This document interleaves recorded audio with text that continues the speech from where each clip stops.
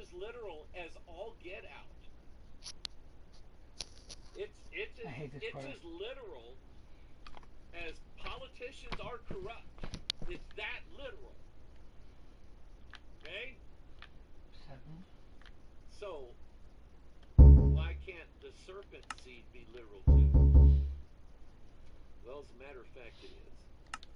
Yeah, but you gotta know So, what literal and I'm means. just running this. I know some of you have heard this, but I'm just running through this, just for somebody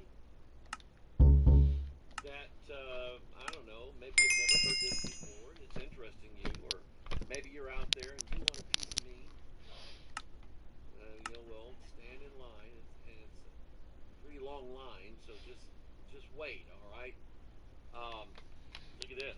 Look at this. Man became a living soul. Imagine that.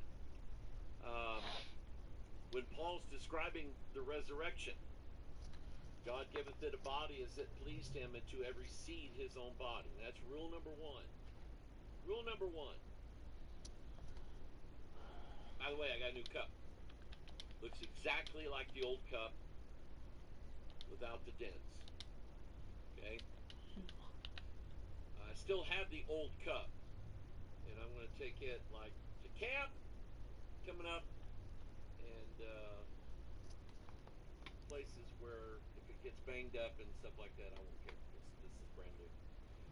But anyway, God giveth it a body as it pleased him, and to every seed his own body. So rule number one, if it has a body, a living body, then it has seed. To every seed his own body. That's rule number one.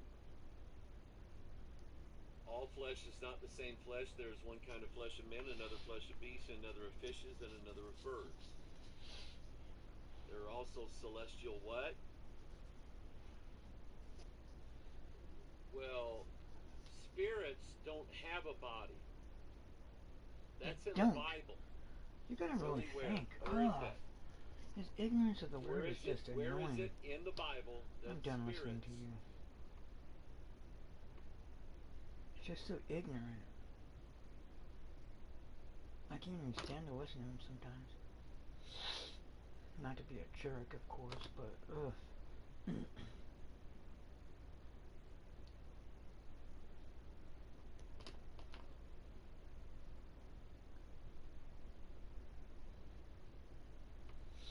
We're gonna listen to this guy, David Windmiller. He says, what do you mean, practice handstanding? He says, the judge told me to bring all the facts to the court. He says, yeah, practice your handstanding capacity. So he got to be really good. Run around the house all day long on his hands, doing handstands. Got his balance all tricked up. So he calls him back the day before court and says, all right, David. He says, I practice my handstanding. I can do a handstand for 20 minutes, walk all over the place. He says, I'm really good at it. Now you can tell me the rest of the story as to why I had to do handstands for 30 days? He says, of course. So then he goes into court, walks up in front of the judge. The judge says, I'm here with all the facts, Your Honor. The judge goes, well, I don't see any paperwork. He says, better show me all the facts right now. So he pops a handstand. He says, my feet are dangling in a sea of space and I brought Earth to the courtroom today. I brought all the facts on planet Earth. As my feet are now in a sea of space.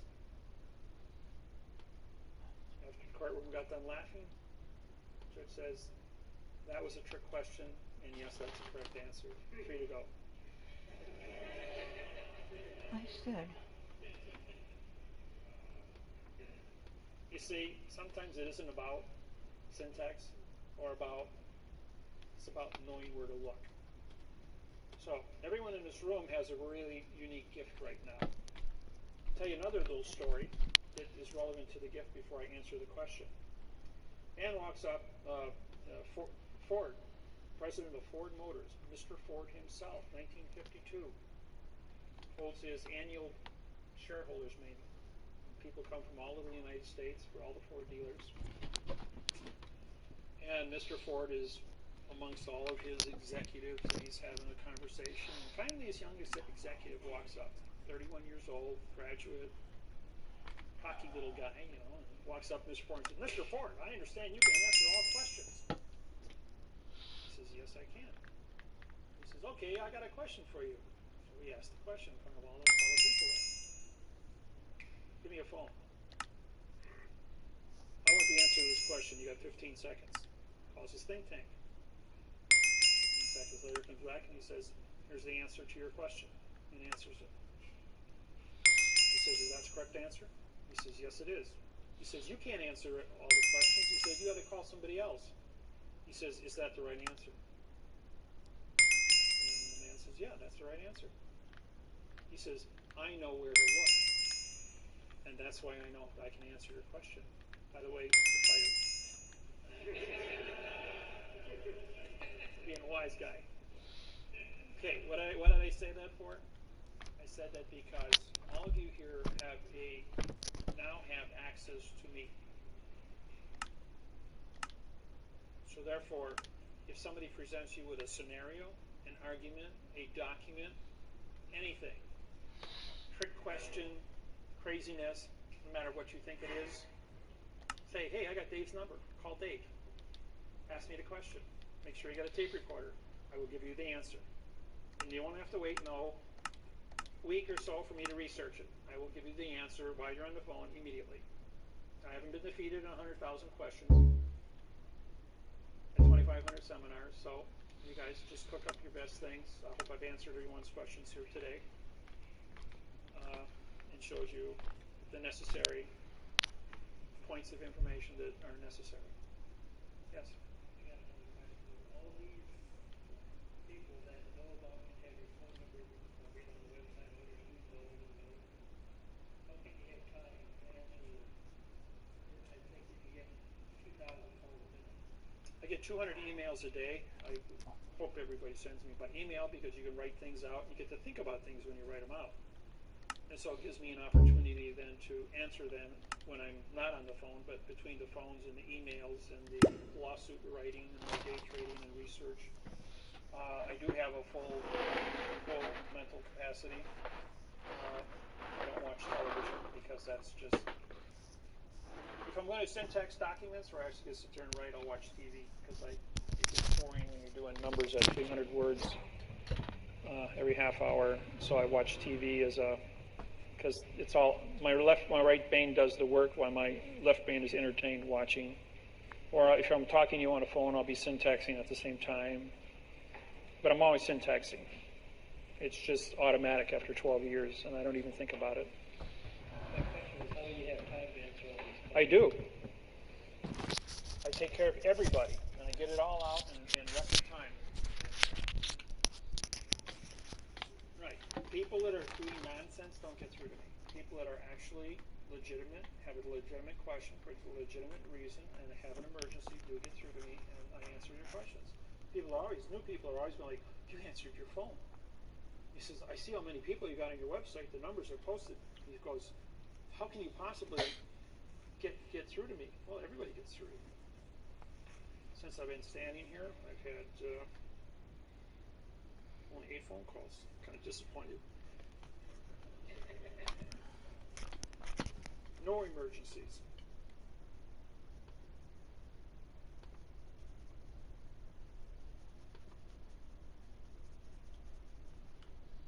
How did David Wynn Miller die?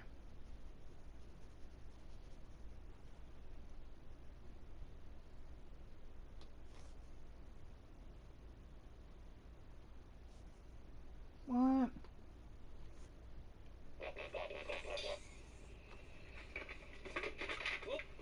If a man hopes it... Me and my wife were at one of those slot machines playing it together and having fun. It wasn't until towards the end of the night when the place was almost closed, away from the machine. How the hell? Is it the same guy? Machine, I see 3 people charging towards me and my wife. That's when everything sort of turned upside down. The first officer was almost ahead. He reached to grab the guy, and when he did, the guy pulled a gun and turned around and shot the officer in the head. The officer fell to the floor. The other officer tried to grab the guy and they struggled a little bit and he shot the second officer. It was like right on top of me and my wife. Right where we were. Everything started unfolding.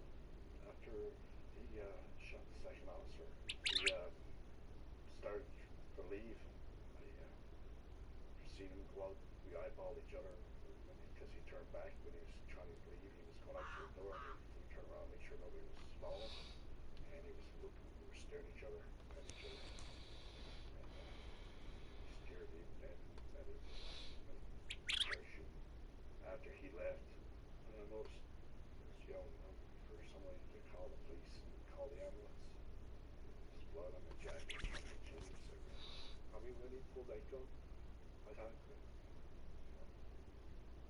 it might have been it for us.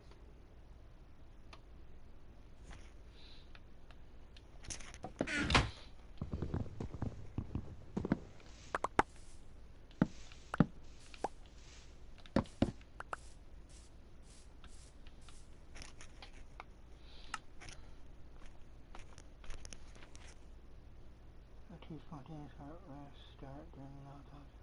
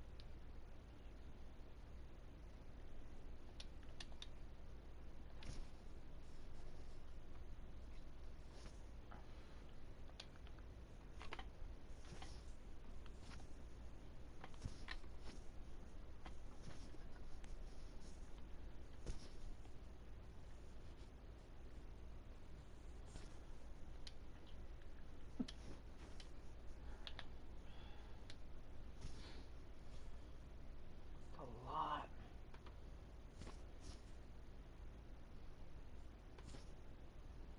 Way deep in the woods.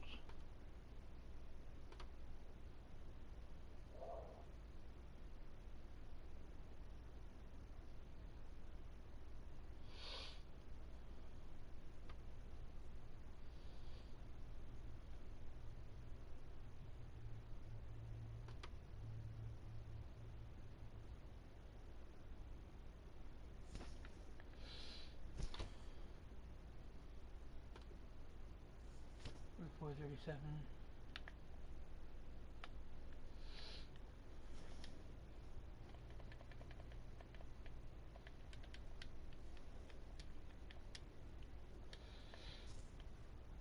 $74.69. 74.69.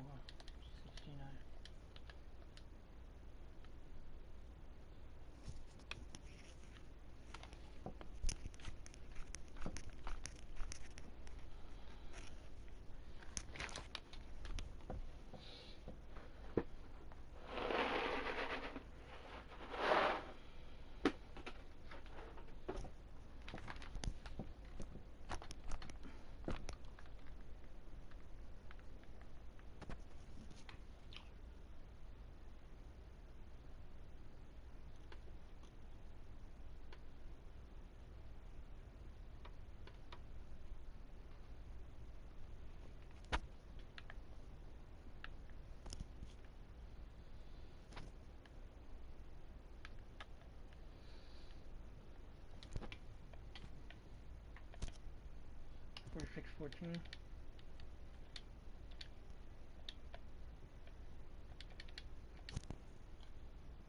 Yeah, 6:56.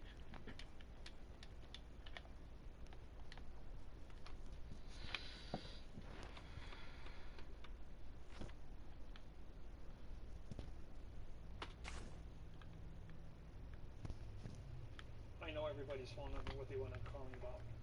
Where's my form? How do I fill it out? Did I do it right? Same thing, yes.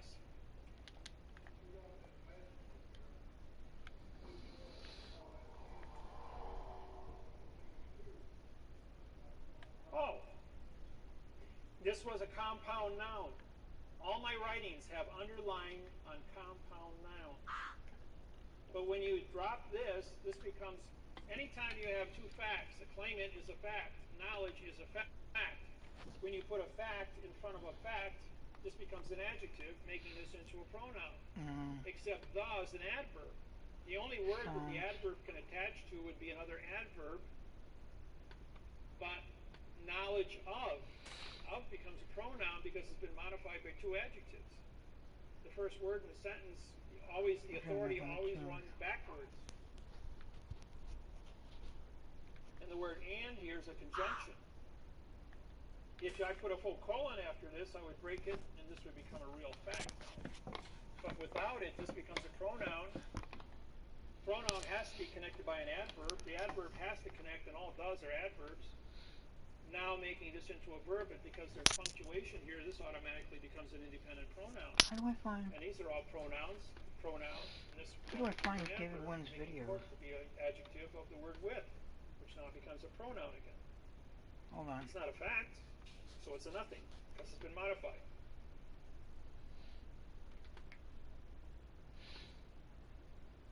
How do I find all 200 hours of David Wynn Miller's videos? You fucking idiot. You fucking idiot.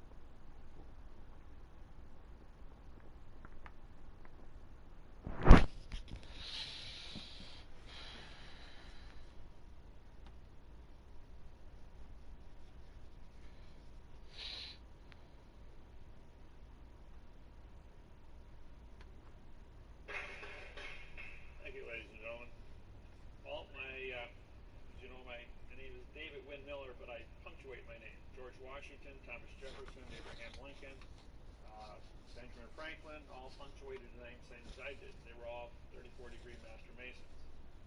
Now, I don't know if there's any Masons in the crowd, but I am a 92nd degree Mason. I know you've been taught that Masonry goes to 33 and 34 degrees for Grand Master. The reason Thank you, ladies and gentlemen. The movie Matrix,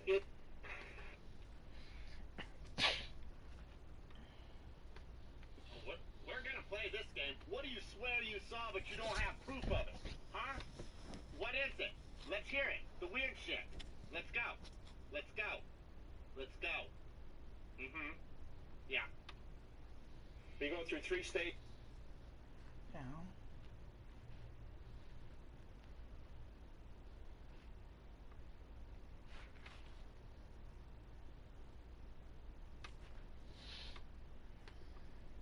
Stupid.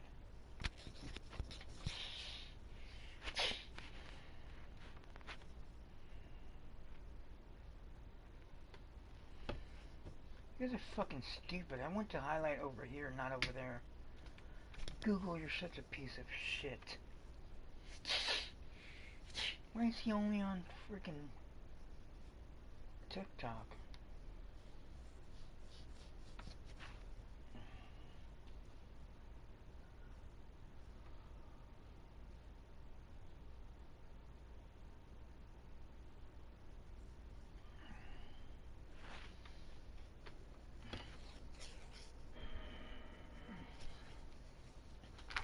Oh, Here's another one for you.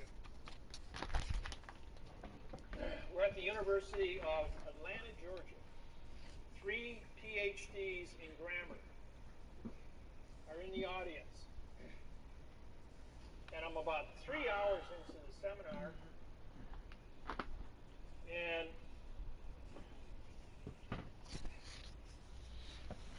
I write this little sentence up there.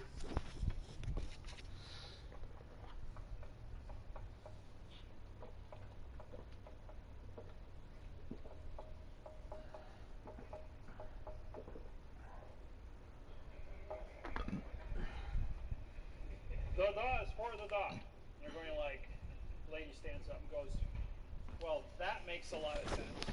He says, yeah, but what does it say? Doesn't mean anything to anybody in this room. Why don't we syntax it? Here's a prepositional phrase. Can you put a verb in front of a pronoun? Or, I mean, a preposition. Yes, you can put a verb in front of a preposition. Can you put an adverb in front of a verb? Well, the answer is yes. Can you put an article in front of an adverb? The answer is no. So the only solution here is the adverb modifies the verb, which is connected to the adverb, which modifies the verb, which is connected to the adverb, which modifies the verb. So I use the as an adverb and a verb. Or it's a 4, 1, 3, 4, 1, 2. That's also correct. Because there's no prepositional phrase in front of 4, but for the, and as the word for becomes a pronoun, the is now an adverb, connects and then modifies the adjective is, which modifies the pronoun for, which is connected to the adverb the, which modifies the verb the. Depends on what the volition of the writing is. excuse me. I'm going to read this out loud. Blue box. Now, everyone in this room thinks in music. You have music in your brains. You've been brainwashed to understand music. Lawyers write in music. 3 4 3 4 4 1 3 3 4 4 0 3 4 4 4 4 3 3 4 4 4 4 1 2 2 2 1 2 1 2 1 2 1 2 1 2 1 3 3 4 1 3 3 4 1 3 3 4 1 2 1 3 3 4 1 3 3 4 1 2 1 3 3 4 1 3 3 4 1 2. You see a pattern here? You're either doing a two-step, a quick step, a waltz, country two-step, rock and roll. And this is the pattern the brain goes through. So you write with patterns, you read with patterns, and when you start getting into numbers, you see the patterns. Here the guy is using, there's a quick step, 1 2 1 2 1 2. A judge would say, this is the way I want it. An attorney who doesn't know what a judge knows is going to go 4 1 3 4 4 1 2. What is my exercise? I use the as a verb. I use the as an adverb. I use the as a pronoun. Three different syntax identities. You don't believe me? Pull the dictionary out and look up the word the. It's used as an adjective, an adverb, a pronoun, a preposition, an article, and a noun. Now if I want to do it a different way, I could do a 1 3 4 1 3 4. That's also legal. So now I use it as a pronoun, an adjective, an adverb, and a verb. 4 different identities. And all three of those are correct. Now, how would I make a determination as to why this is correct? I would look at all the rest of the thinking of the person, the other paragraph around it, and see which one of these patterns have been duplicated before. And that would tell me what his volition was when he wrote this part. If one attorney writes continuously in a 1 2 1 2 1 2 and hits this pattern, I'm going to say this is his volition. If the next attorney writes this pattern and it's unbroken throughout the document, I'm going to say this belongs to his pattern. This might be Harvard, this might be Yale, this might be Princeton. Each law school teaches different patterns. So you got to know where the music came from. And when you see the music, you know what your thinking capacity is. You're going to say, oh, Benjamin Franklin wrote this in the Declaration of Independence. But then he went ahead and he helped Thomas Jefferson write the Constitution of the United States of America. But then there was a few other little individuals that got their fingers in the pie. So he wasn't the only guilty party up there. Yes?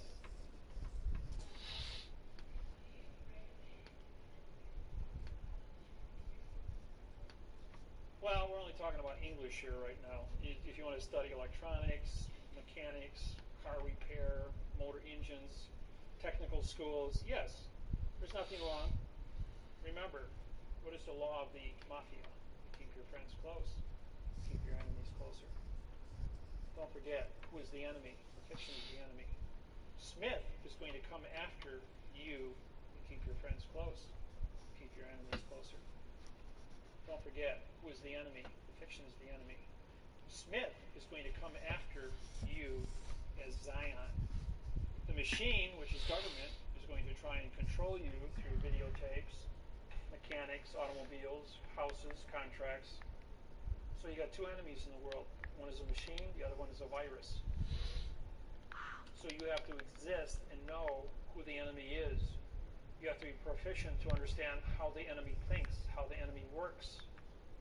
But you also have to know what the facts are and how to be proficient in the fact. And by doing so, you can protect yourself and your family and teach it on to other people. You know what the world of syntax pays an hour? It's $1,000 an hour paycheck. When the world switches gears, they're going to need every document, every topic in the yellow pages rewritten in quantum language. It's $1,000 an hour paycheck if you can write contracts. I'm trying to figure out if Or those amounts. what is a refrigeration contract? What is a law contract? If it is, I What want is to a know real how. estate contract? If it's What is a not, I bank wanna know contract? how. What is a mortgage contract? How much do you think Bank of America will pay you to write a mortgage contract in quantum grammar compared with 15-page one of nonsense your mouth is X? I can take that document and probably at 6,000 words.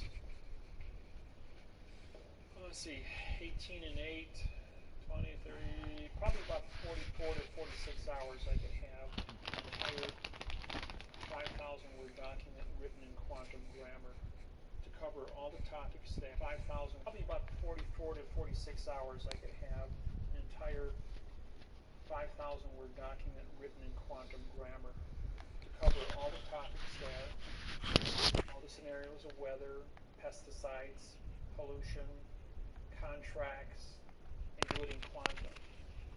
At which time the banks would then pay a very nice paycheck, because how much money is carried in mortgages in the United States? Anybody know that number? Yes, it's trillions. It's $60 trillion is carried in mortgage in the United States. So therefore, what would be your paycheck? You just know how to write a 15-page quantum document. For Bank of America, Wells Fargo, Citibank, Chase, Wachovia, JC Morgan.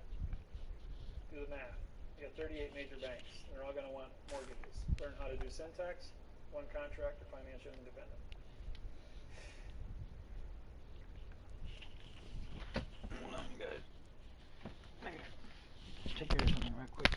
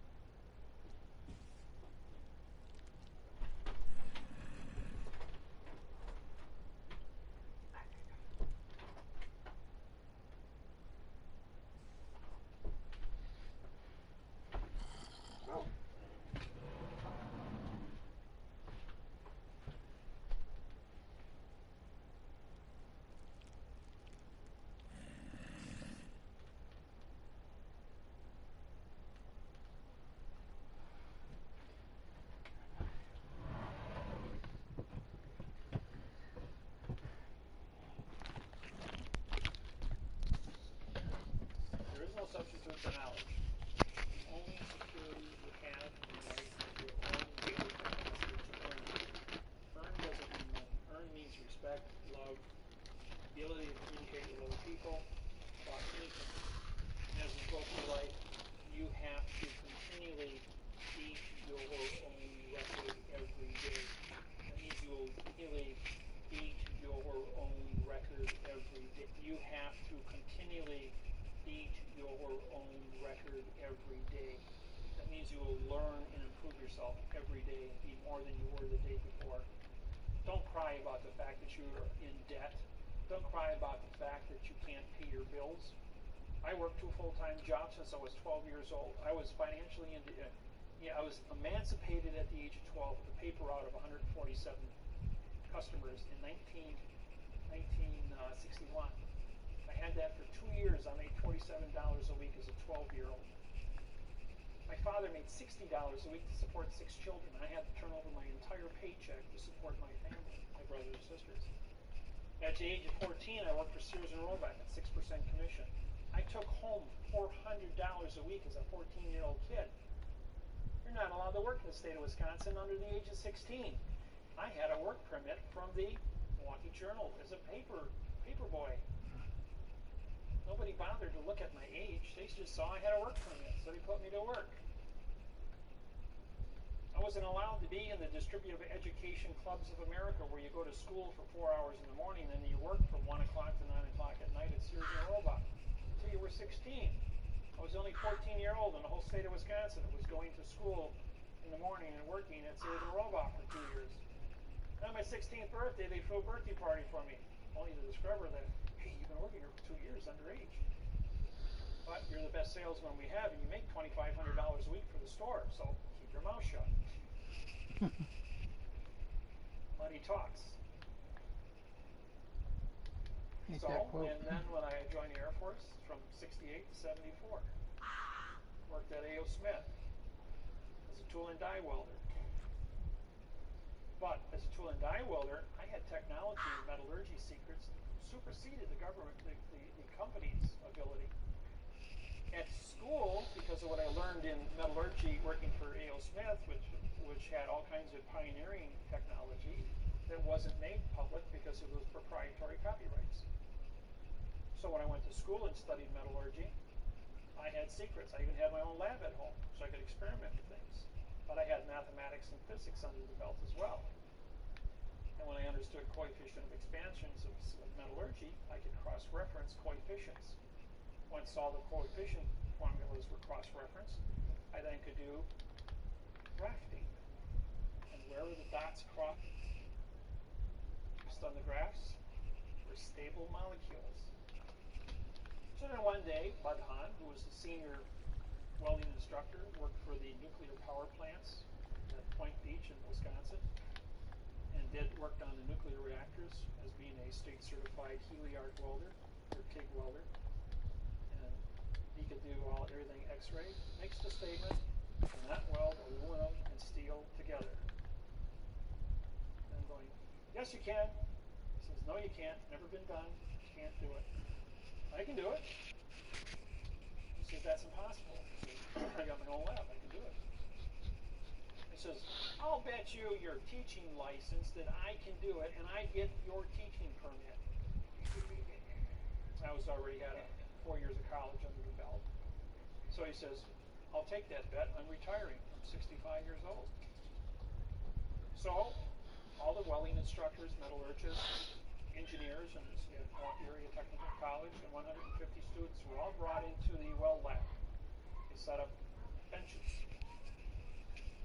bleacher benches, so everybody could see. And they gave me a 1/2-inch plate of aluminum and a 1/2-inch plate of steel, and a Healy-Arc welder. They set it up for argon and 2% oxygen. Oxygen stabilizes the carbon molecule. And I then preheated the steel to 702 degrees and the aluminum to 702 degrees, and I welded it together and he beat it with a sledgehammer. It would break apart. He says, there's no application for a 702-degree weld of steel and aluminum together. I says, that's not my contract.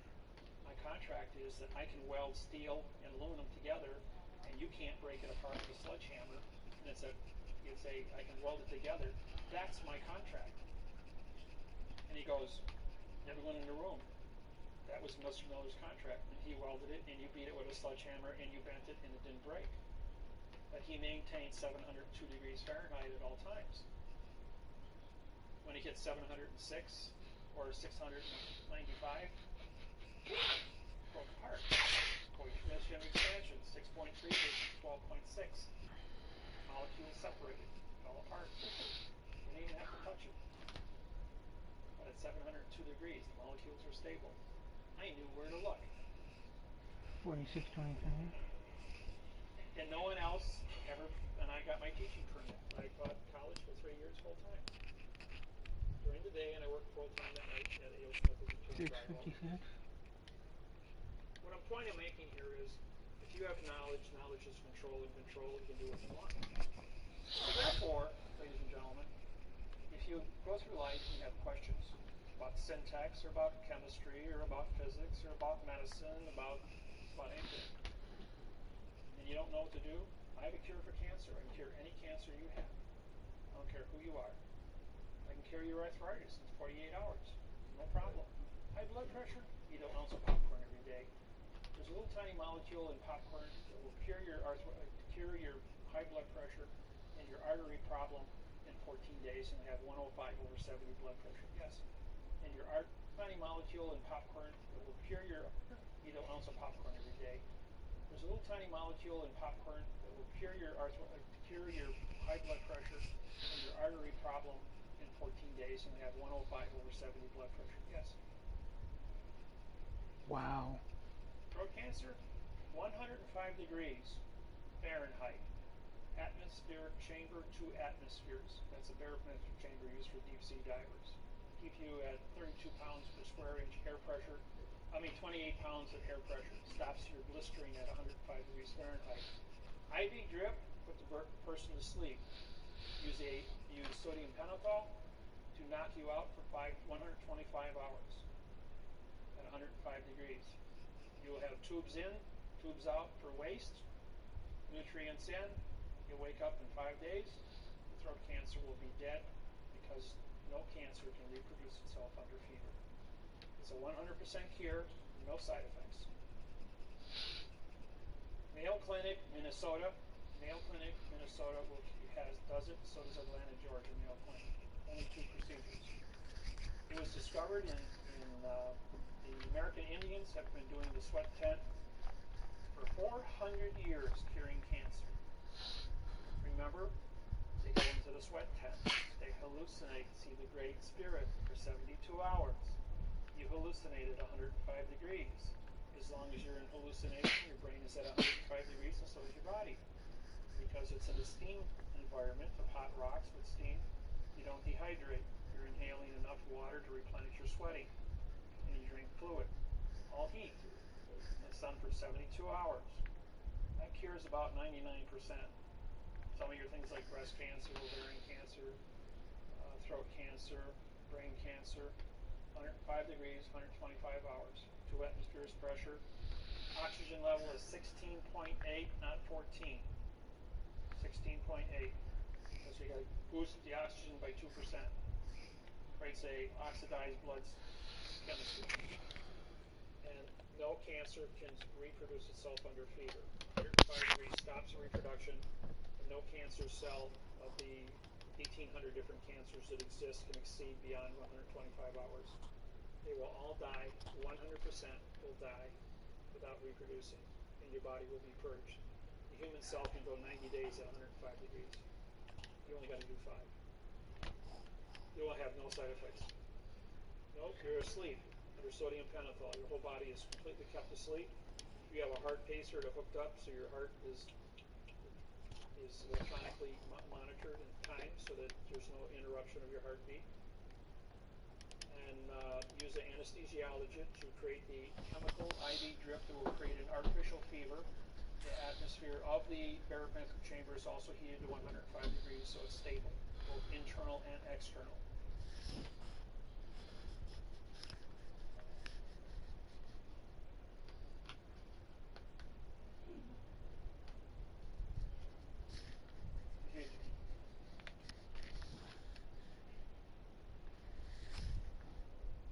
not an excuse for murder. So I gave you the cure. You go to the Mayo Clinic, they'll take care of it. Is it a child?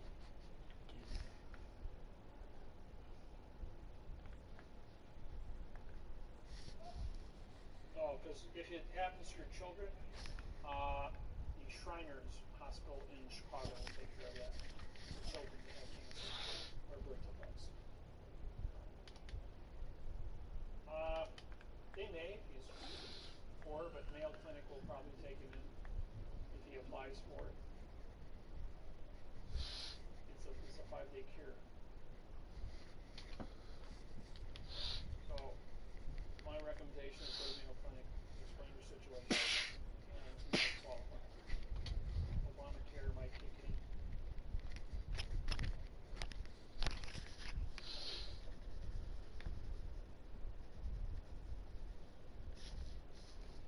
Let me see something real quick.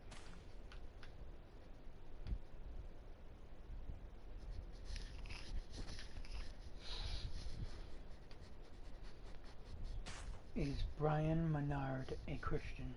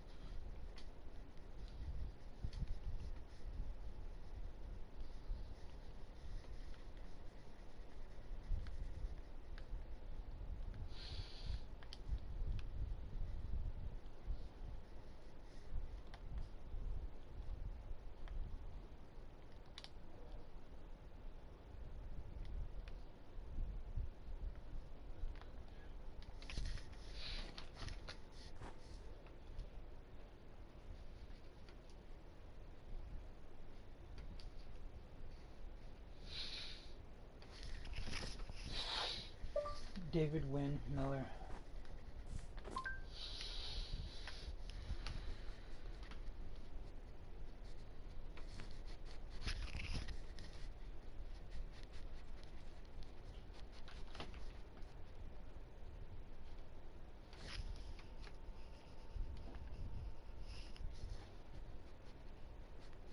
Now, when you put a $1 stamp on it, on the back of your driver's license, you autograph it, then next to a postmaster transporting the mail, M-A-I-L, of your body because it's a vessel.